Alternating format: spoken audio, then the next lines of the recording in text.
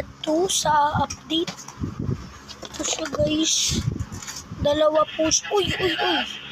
Yan.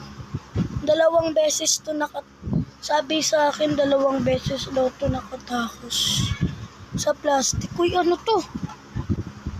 Ito guys. Lola, ano to? Ano yung bula? May bula. Bula. Tignan mo.